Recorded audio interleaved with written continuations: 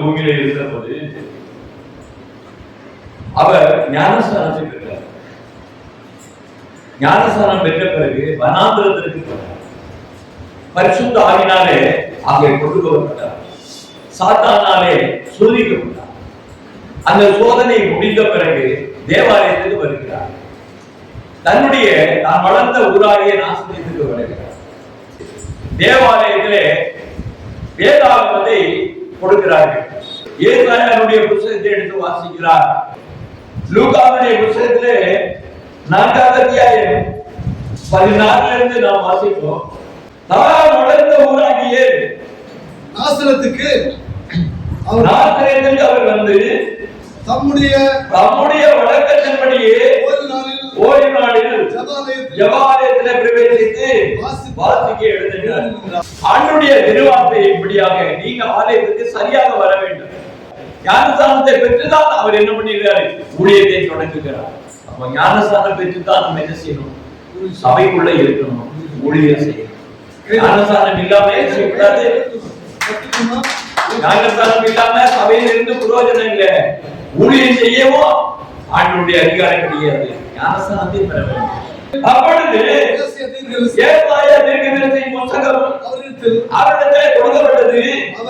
அவர் புத்தகத்தை விரித்தபோது கர்த்தருடைய ஆவியானவர் என் மேல் இருக்கிறார். அவர் ஊழியத்திற்கு வந்தபோது ஏசாயா புத்தகத்தை எடுத்து வாசிக்கப்படும்போது கர்த்தருடைய ஆவியானவர் என் மேலே இருக்கிறார் என்று சொன்னார். தரித்திரருக்கு சுவிசேஷத்தை பிரசங்கிக்கும்படி என்னை அபிஷேகம் பண்ணி இருக்கிறார். பிரசங்கிப்பதற்கு என்ன தேவை? அபிஷேகம் வேண்டும். எல்லாரும் பிரசங்கம் பண்ண முடியாது. பிரசங்கிப்பதற்கு தேவ சமூகத்துல அபிஷேகம் வேண்டும். கர்த்தருடைய ஆவியானவர் என் மேல் இருக்கிறார். நான் சுவிசேஷத்தை பிரசங்கிக்கும்படியாக வந்திருக்கிறேன். அபிஷேகத்தை பண்ணி இருக்கிறார். அபிஷேகம் இல்லாம யாரும் பிரசங்கம் பண்ணக்கூடாது, பண்ண முடியாது. இருதய நறுமண்டவர்களை குணமாக்கவும் சிறைப்பட்டவர்களை விடுதலையும் பார்வையையும் பிரசித்தப்படுத்தவும் நொறுமண்டவர்களை விடுதலையாக்கவும் கர்த்தருடைய அதிகார வருஷத்தை பிரசித்தப்படுத்தவும் என்னை அனுப்பினார். என்னை எழுதியிருக்கிறேன் இடத்தை அவர் கண்டு வாசித்து சுதேசத்தை சுருட்டி பணிகளுக்காரர்களே கொடுத்து கொடுத்தார் என்று நாம் பார்க்கிறோம். ஆண்டவராகிய இயேசு கிறிஸ்து தேவாலயத்திலே வந்து ஏசாயாவுடைய புத்தகத்தை எடுத்து வாசிக்கப்படும் போது இந்த வார்த்தையை நாம் கவனித்தோம், அங்கே பார்த்தோம். ஒரு ஊழியத்துல எப்படி இருக்க வேண்டும் என்கிற அடையாளத்தை முதலாவதாக தேவன் தந்திருக்கிறார். கிறிஸ்தியர்களுடைய ஊழியத்தினுடைய அடையாளம் கவனிக்கப்படத்தக்க ஒரு காரியமாக இருக்கிறது. ஊழியத்திற்கு நாம் முன்னே செல்ல வேண்டுமானால் என்ன காரியம் நம்மளிடத்துல இருக்க வேண்டும்? எது ஆயத்தமா இருக்கணும்? இன்னைக்கு வாத்தியாரா வரவரு படிச்சு முடிச்சு அப்புறம் தான் பிள்ளைகளுக்கு போய் பாடத்தை சொல்லி கொடுக்குறாரு. படிக்காம வந்து வாத்தியாரா இருக்க முடியுமா? படிக்காத வாத்தியாரு நிறைய பேர் இருக்கிறாங்க. இன்னைக்கு வேதாகமத்தை நன்றாக படித்திருக்க வேண்டும், படித்தவர்களா இருக்க வேண்டும். வேதாகமத்தின்படியாக நாம் பேச வேண்டும். தேவனுடைய திருச்சபையில் இன்னைக்கு உட்கார்ந்து இருக்கிறீங்க, ஒரு காலம் ஒண்ணு வீணா போக. நீங்க உட்கார்ந்து இருக்கிறீங்கல்ல, உங்களுக்கு ஏதோ உங்களுடைய வாழ்க்கையில ஒரு பெரிய அதிசயம் நடக்கும். உங்க நினைக்கிற காரியம் ஆண்டவர் உங்களுக்கு உதவி செய்வார். நீங்க ஏசப்பா என்று வேண்டும் போது ஆண்டவர் பார்க்கிறார், என் பிள்ளை ஆலயத்துக்கு வந்து உட்கார்ந்து போயிருக்குது, என்னைய கூப்பிடுது, நான் அந்த பிள்ளைக்கு உதவி செய்யணும் அவர் நினைப்பார். இங்க வந்து உட்கார்ல அப்படின்னா நான் ஏசப்பாட்டு நான் கேட்கிறேன் அப்படின்னா அதெல்லாம் கிடைக்காது. முதல்ல ஆண்டுடைய சமத்துல உட்கார்ந்து ஆண்டுடைய சமத்துல நம்ம என்ன அப்படின்னா அப்படியே பார்வையிலே நம்ம என்ன பண்ணணும்? அப்படி அன்பை நாம் பார்க்க வேண்டும். ஆண்டவரே இப்படி ஆலயத்துக்கு வந்திருக்கிறேன், நீ எனக்கு நன்மை செய்யணும், உதவி செய்யணும். நான் அதுக்காக உங்களுடைய ஆலயத்துல வந்திருக்கேன், எனக்கு தேவையெல்லாம் ஆண்டவரே கொடுங்க அப்படின்னு சொல்லிட்டு நீங்க போயிருவீங்க. ஆனா உங்க வாழ்க்கையிலே ஆண்டவர் நீங்க கேட்கறதெல்லாம் கஷ்டப்படுத்த ஆசிரியர் இல்லையா? சும்மா வந்து உட்கார வைக்கல. நீங்க உட்கார உங்களுக்கு பலம் கிடைக்கும், உங்களுக்கு ஞானம் கிடைக்கும், நல்ல படிப்பு வரும், நல்ல கல்வி வரும், நல்ல பரிசையில நல்லா மார்க் வாங்குவீங்க, நல்லா பாஸ் ஆவீங்க, நல்ல உத்தியோகத்துக்கு போவீங்க. ஆண்டவர் அந்த பிரச்சனையெல்லாம் மாத்தி போடுவார். உங்களுக்கு விரோதமாக ஒருவன் நிக்க முடியாது. உங்களுக்கு விரோதமா ஒருத்தர் வர முடியாது. போய்கிட்டே இருக்கும்போது ஒரு ஆக்சிடென்ட் வரும். அந்த ஆக்சிடென்ட் நடந்தாலும் கூட ஒரு சேதம் இல்லாதபடி, ஒரு ரோமமும் சேதம் அடையாதபடி கர்த்தர் உங்களை பாதுகாக்க வல்லவராக. சும்மா உட்கார்ந்து காரியம் இல்லை. இந்த இடத்துல ஆண்டவர் நன்மை செய்யத்தான் ஆண்டவர் இருக்கிறார், நமக்கு உதவி செய்யத்தான் இருக்கிறார். அதைத்தான் இங்கே நாம் வாசித்துக் கொண்டு இருக்கிறோம். கர்த்தருக்கு ஸ்தோத்திரம் உண்டாவதாக. அபிஷேகம் என்றால் என்ன? முதல்ல அபிஷேகம் என்றால் என்ன? தேவ ஆவியானவர் நமக்கு அருளப்படுகிறது அபிஷேகம். கர்த்தருடைய ஆவியானவர் நமக்கு வருகிறது அபிஷேகம்.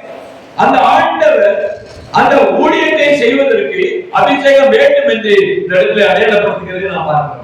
கர்த்தருடைய ஆவியானவர் என் மேலே இருக்கிறார்.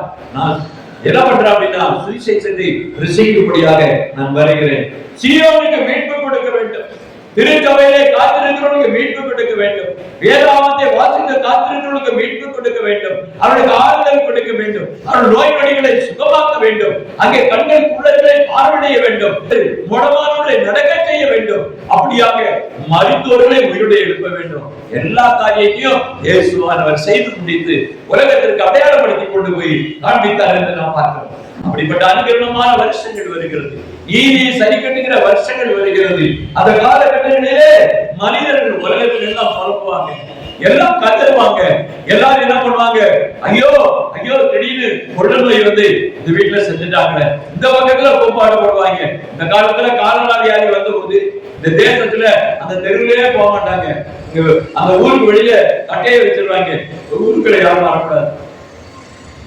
ஏன் அப்படின்னா அந்த ஊர்ல கொள்ள நோய் இருக்கு, காலரா இருக்குது, அடிக்கடி அங்க சாவுறாங்க. அந்த ஊர்ல அம்மா வியாதி வந்திருக்கு, அங்க நிறைய பேர் செஞ்சுட்டு இருக்காங்க.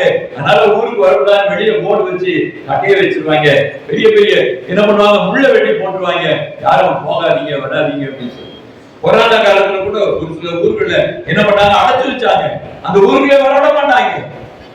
அப்படிப்பட்ட ஒரு சாபம், இந்த சாபத்திலிருந்து கர்த்தர் காப்பாற்றும்படியாக ஆண்டவர் வந்திருக்கிறார். ஒரு தேசத்துல ஒரு சம்பவம் நடந்தது. ஒரு ஊழியக்காரர் என்ன பண்ணா அப்படின்னா, அந்த ஊழியக்காரர் தைரியமா அந்த ஊருக்கு போனான். அந்த ஊர்ல ஏற்கனவே நிறைய பேர் செத்து இருக்கிறாங்க. அங்க எல்லாம் என்ன பண்ணிருக்காங்க, போர்டு வச்சிருக்காங்க, உள்ள வரக்கூடாது அப்படின்னு சொல்லிட்டு. ஆனா அந்த ஊழியக்காரர் என்ன பண்ணானா, நான் அந்த ஊருக்குள்ள போவேன், நான் சுவிசேஷம் சொல்லுவேன் அப்படின்னு. ஏன் அப்படின்னு கேட்டா, இந்த வார்த்தையின்படியாக கர்த்தருடைய ஆவியானவருடைய அபிஷேகம் எனக்குள்ளே இருக்கிறது என்கிற ஒரு நம்பிக்கையோடு அந்த பட்டணத்துக்குள்ள அந்த ஊருக்குள்ள போனா, அந்த ஊர்ல பார்த்தா எல்லாம் பரிதாபமா இருக்குது.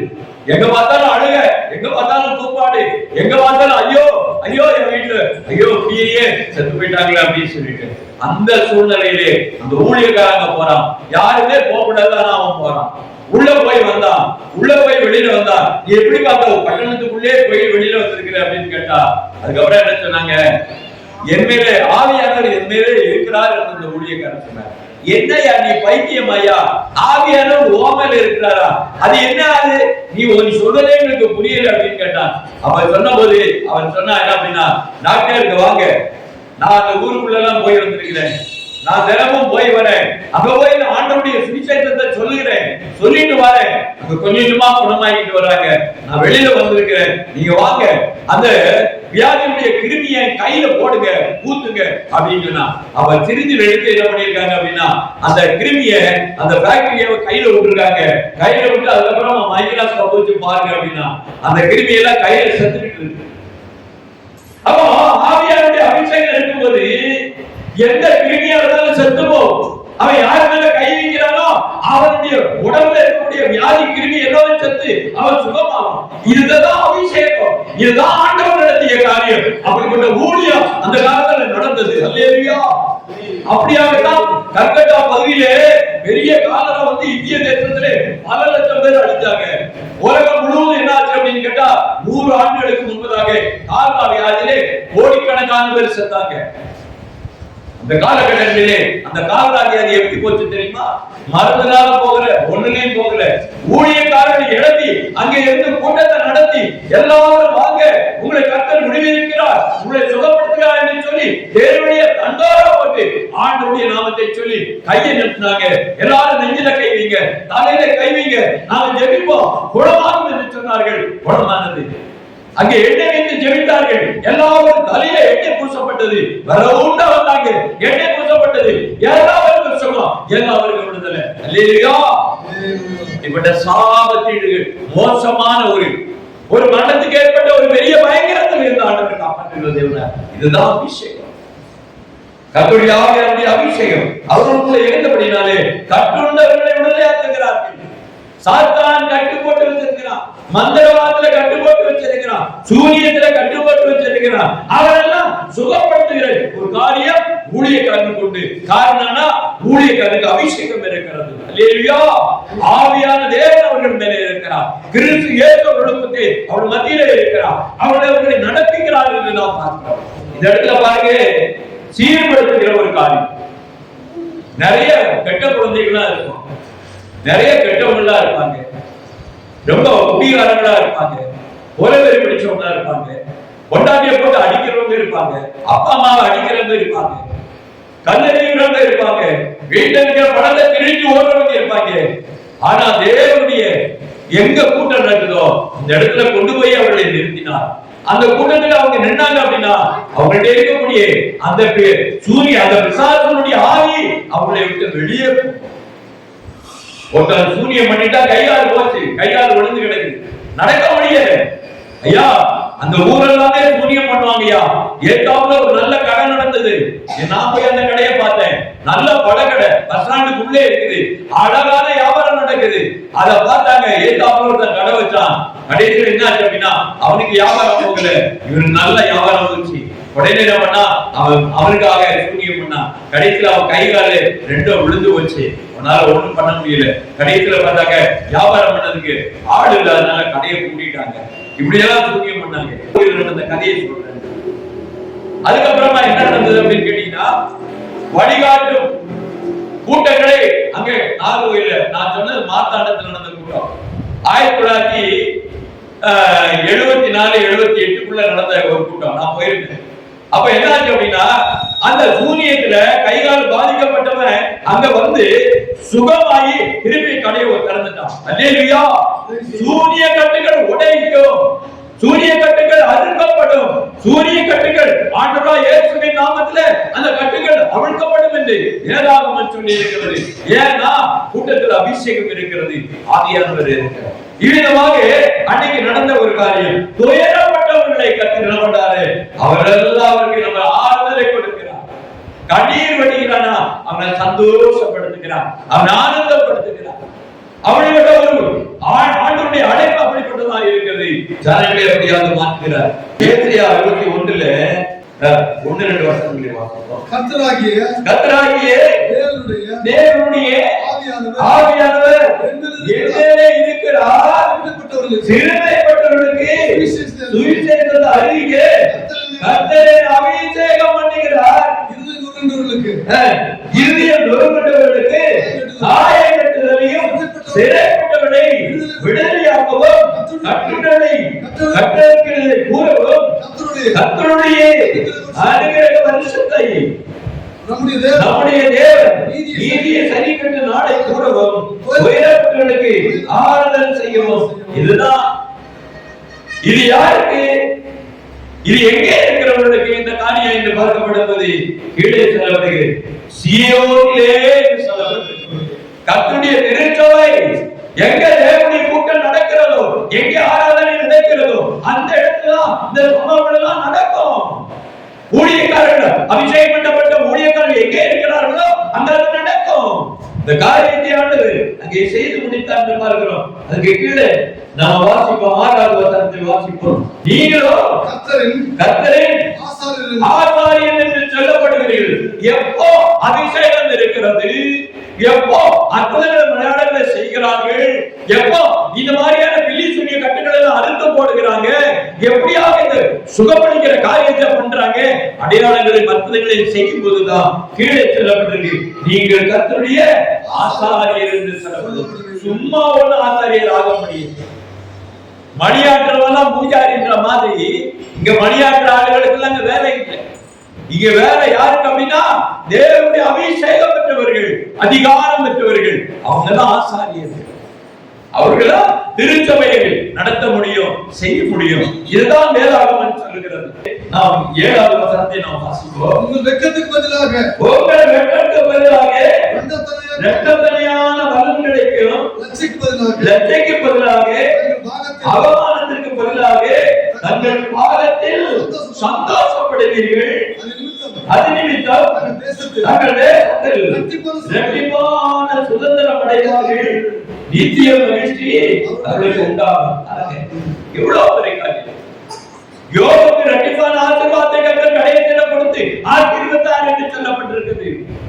இரட்டிப்பான ஆசீர்வாதம், மிக மேன்மையான ஆசீர்வாதம் கர்த்தர் கொடுப்பார் என்று வேதம் சொல்கிறது.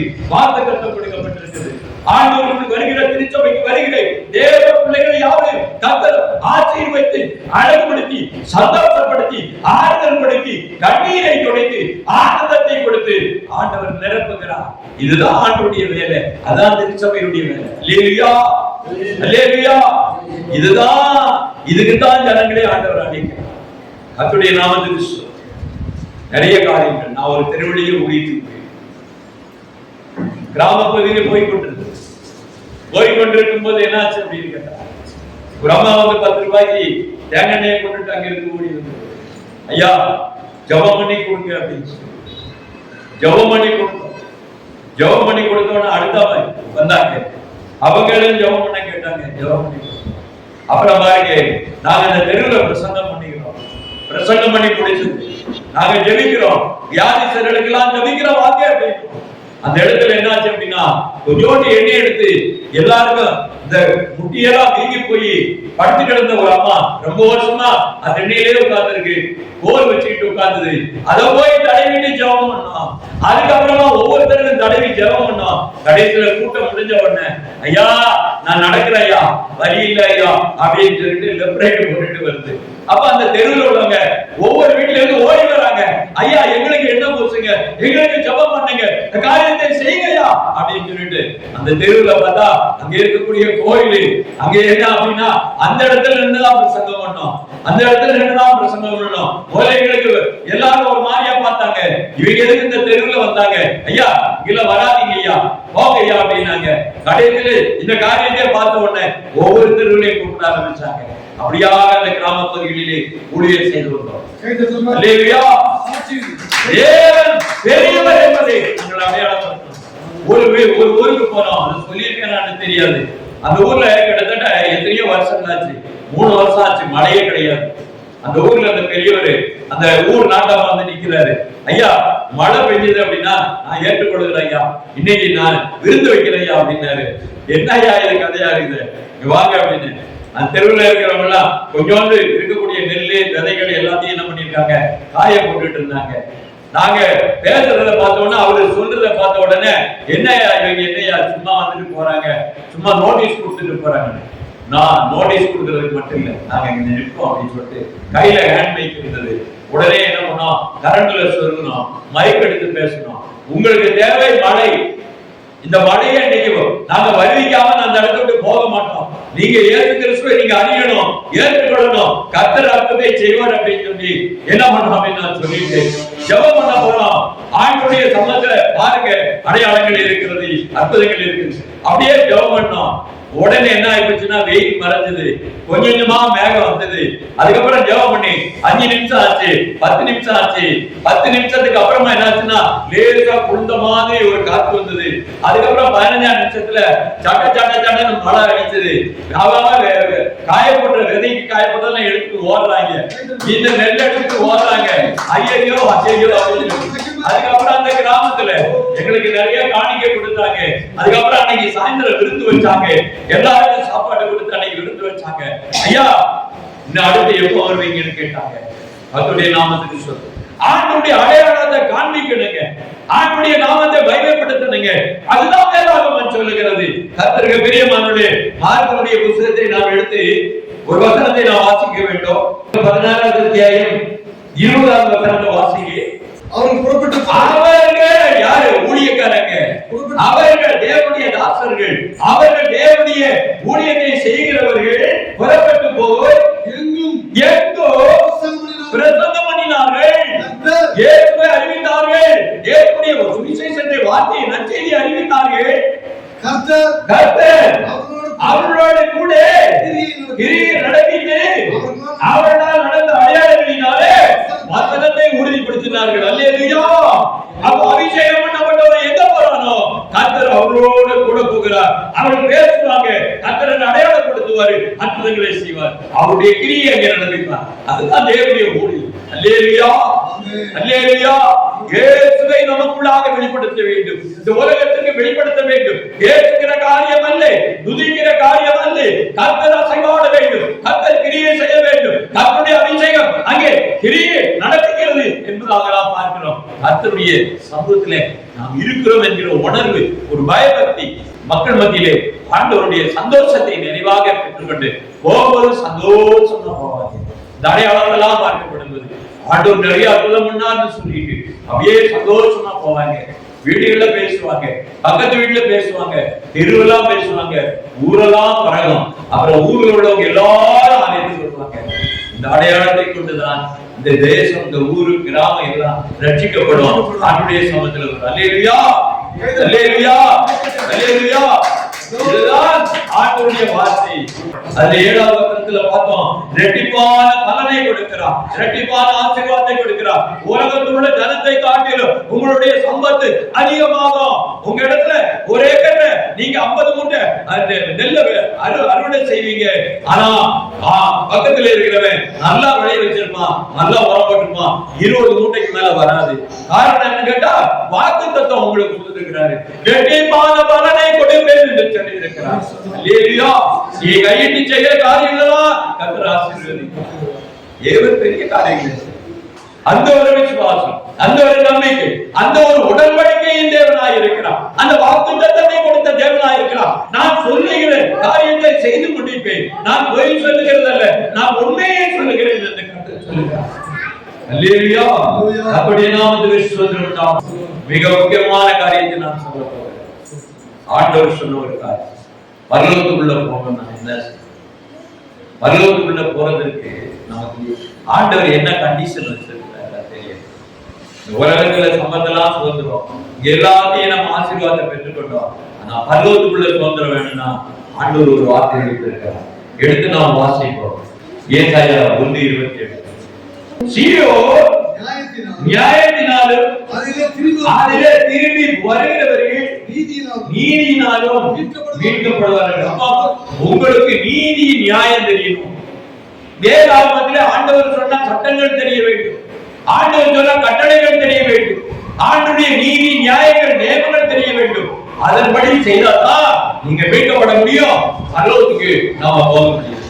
நான் ஆண்டவருடைய பக்தியா இருக்கிறேன், நான் ஆண்டவருடைய ஆலயத்துக்கு வர போறேன். ஆனா கர்த்தர் சொன்ன, ஆண்டவர் சொன்ன திருவார்த்தை என்ன, அவர் சொன்ன கண்டிஷன் என்ன, அவர் சொன்ன சட்டங்கள் என்ன, நீதி என்ன, அதை நாம் கடைபிடிக்க வேண்டும். இஸ்ரவேல் ஜனங்கள் எல்லாம் போட்டாரு, கூட்டி சீனாய் மலையில அவரே பிரசங்கம் பண்ணினாரு. இந்த வார்த்தையை நான் உங்களுடைய இஸ்ரவேல் ஜனங்களுக்கு போதனையாக வைத்திருக்கிறேன், இதன் மூலமாக அவர்கள் சுதந்திரத்தை பெறுவார்கள் என்று அன்றைக்கு சொன்னார். அன்னைக்கு வனாந்தரத்தில் கொடுத்த அந்த சட்டத்தை அவர் கைக்கொள்ளாதனால ஆண்டவர் ஊத்தரா அடிச்சார். கொஞ்சம் கொஞ்சமா சட்டானுங்க அடையத்துல பார்த்தாங்க. ஆண்டவருடைய பரிசுத்த நாமத்துக்கு ஸ்தோத்திரம் உண்டாவதாக. தேவன் இந்த நாட்களிலே கானானுக்குள்ளே போவதற்கு, தேவனுடைய ராஜ்யத்துக்கு சேருவதற்கு கர்த்தருடைய வார்த்தை முக்கியம், கர்த்தருடைய நீதி நியாயங்கள் முக்கியம். அந்த நீதி நியாயங்கள் இல்லை என்றால் தேவனுடைய ராஜ்யத்தில் இடமில்லை, பரலோகத்தில் இடமில்லை. அதைத்தான் அங்கே சொல்லுகிறார். ஏசாயா 62:12 வாசிப்போம். அவர்களை பரிசுத்த ஜனம் என்றும் கர்த்தரால் மீட்கப்பட்டவர்கள் என்றும் சொல்லுவார்கள். நீ தேடிக்கொள்ளப்பட்டது என்றும் கைவிடப்படாத நகரம் என்று பெயர் பெறுவாய். அப்ப பரிசுத்த ஜனம் என்று சொல்வதற்கு பரிசுத்த ஆவியை பெற்றவர்களாய் இருந்தவர்கள் பரிசுத்தவான்கள், பரிசுத்த வார்த்தைகளை கைக்கொண்டவர்கள் பரிசுத்தவான்கள், தேவனுடைய நீதி நியாயத்தை செய்தவர்கள் பரிசுத்தவான்கள். இப்ப இவங்கதான் அந்த தகுதி. மீட்கப்பட்டவருடைய தகுதி தேவனுடைய வார்த்தை. தேவனுடைய வார்த்தை இல்லாம பரலோகம் கிடையாது ஐயா. தேவனுடைய நீதி நியாயங்களை செய்யலாம், பரலோகம் கிடையாது. நீ அடுத்தவனுக்கு அநியாயம் பண்ணக்கூடாது, அடுத்தவனுக்கு விரோதமா நீ தீரான வார்த்தைகளை சொல்லக்கூடாது, ஒருத்தரை மனசை வேதனைப்படுத்துற மாதிரி எதுவும் பேசிடக்கூடாது, ஒருவருக்கு உதவி செய்யணும், அவன் பசியா இருக்கிறத நம்ம பார்த்து கொண்டு இருக்க கூடாது, அவனுக்கு ஆதாரத்தை கொடுக்க வேண்டும். அவனுக்கு ஒரு வசனம் நல்ல வசனம் இல்லை, ஒன்று இருக்கிற ஒரு நல்ல வசனத்தை அவனுக்கு கொடுக்க வேண்டும். அவனுக்கு உடம்பு சரியில்லையா, அவனை கொண்டு போய் ஆஸ்பத்திரியில காட்ட வேண்டும், அவனுக்கு மருந்து வாங்கி கொடுக்கணும். இந்த மாதிரியான காரியங்களே செய்ய வேண்டும். அன்பு காட்ட வேண்டும் ஆண்டவர் சொல்லுகிறார். ஏசாயா 63:4 நீதியை சரிகட்டும் நாள் என் மனதில் இருந்தது, என்னுடையவர்களை மீட்கும் வருஷம் வந்தது. நீதியை சரி கட்டுவதற்காக இயேசு பூமிக்கு வெளிப்பட்டார். இன்னைக்கு வார்த்தைகள் பிரசங்கிக்கப்படுகிறது.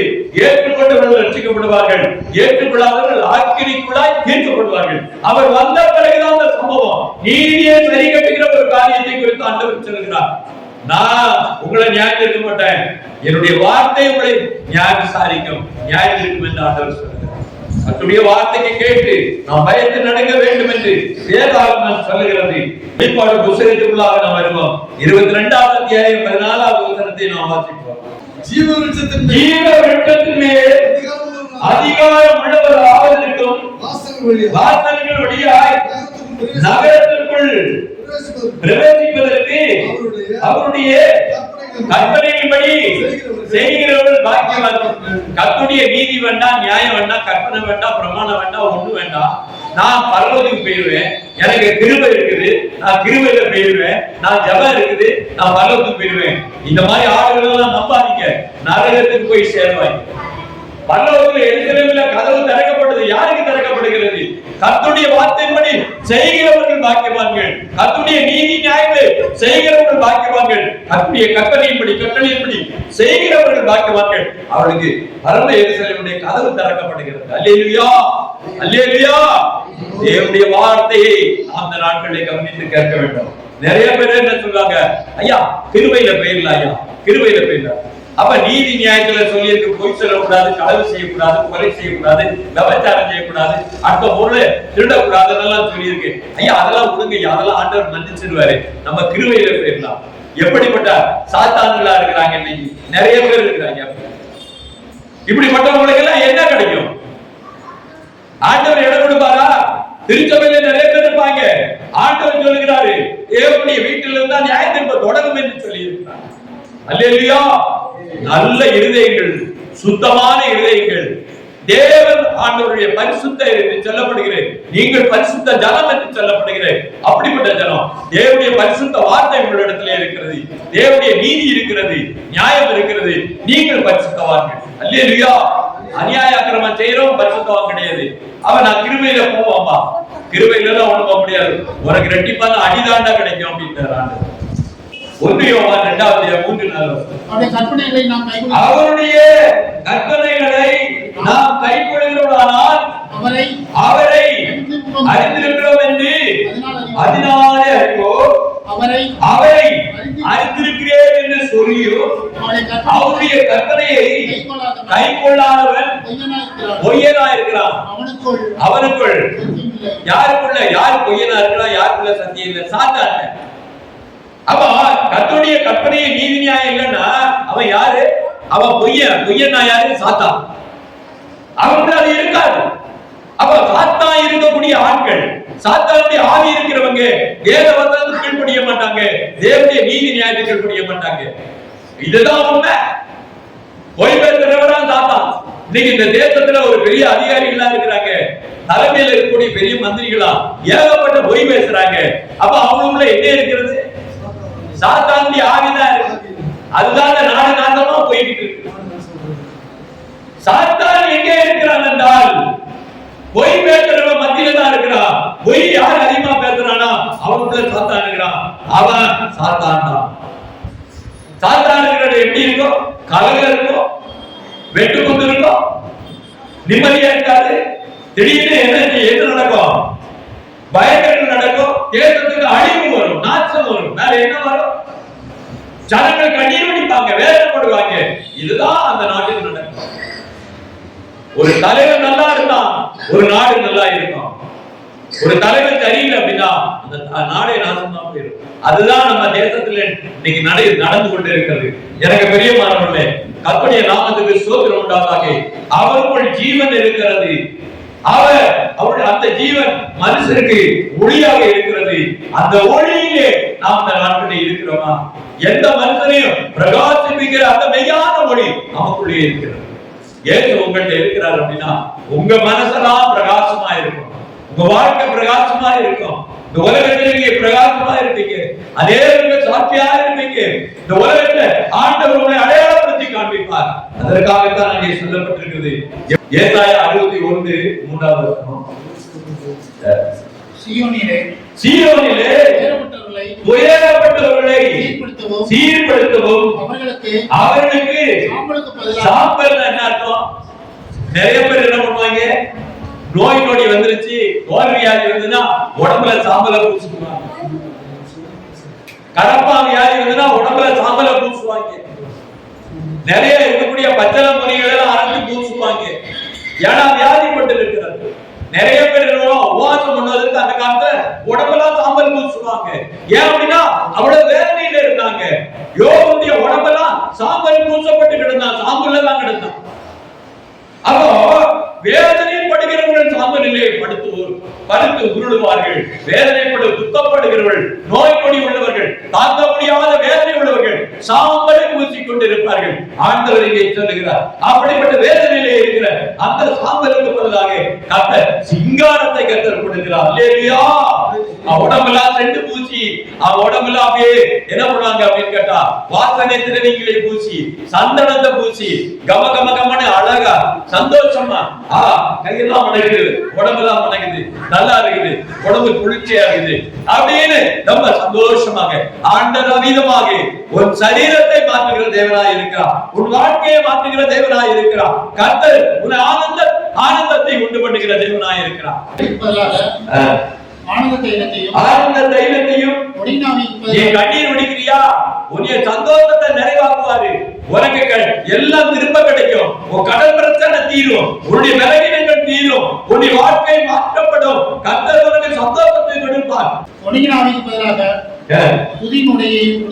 துதியின் உடையை கொடுக்கிறார். அவன் அந்த சந்தோஷத்தினால நிறைந்து எப்பொழுது என்ன பண்ணுவான், தாவீதை போல நடனம் ஆடி, தாவீதை போலே நடனமாடி அப்பாவை சோதரிப்பே. என்ன வந்தாலும் எது வந்தாலும் அப்பாவை சோதரிப்பே.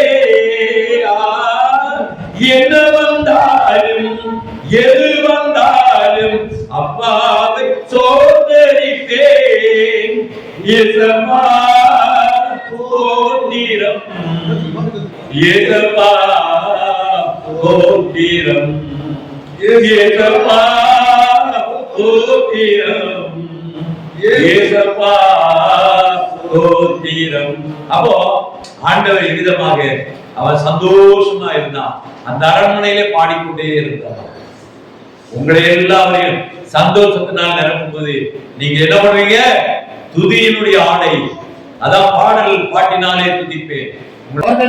அவர்கள் கர்த்தர் தம்முடைய மகிமை கண்டு நாட்டின ஜீவ விருட்சங்கள். அல்லேலூயா, ஜீவ விருட்சங்கள். அல்லேலூயா. இவர்கள் எல்லாரையும் ஜீவ விருட்சங்களாக மாற்றுகிறார். அப்படி ஜீவ விருட்சங்கள் என்றால் நித்திய ஜீவனுக்குரியவர்களாய் மாறுகிறார்கள், கனி கொடுக்கிறவர்களாய் மாறுகிறார்கள். அவர்களுக்கு மரணம் கிடையாது, துக்கம் கிடையாது. ஆண்டுடைய சமூகத்திலே அவர்களுக்கு ஆறுதல், சந்தோஷம் நிறைவாக இருக்கும். இப்படியாக அவர்கள் எப்படிப்பட்டுள்ள கடைசியில மாறாங்க, எப்படிப்பட்ட விருட்சங்கள், நீதியின் விருட்சங்கள். கர்த்தர் மீதமாக உங்களை மாற்றப் போகிறார். அதற்காகத்தான் நம்மளை அழைத்திருக்கிறார். அவருடைய வாக்குத்தத்தம் இந்த நாட்களை நிறைவேறும்படியாக அதற்காக நாம் காத்திருப்போம், அதற்காக ஜெபிப்போம். கர்த்தர் உங்களை நாளை கொடுக்கிற தேவன். ஆசீர்வதிப்பாராக, ஆசீர்வதிப்பாராக. ஆண்டவராகிய இயேசு கிறிஸ்துவின் நாமத்திலே உங்களை ஆசீர்வதிக்கிறேன். ஆமென்.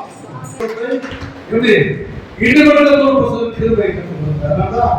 மாசம் மாசம் நேசிக்கிறார். கிராம இயேசுவை அதிகமாக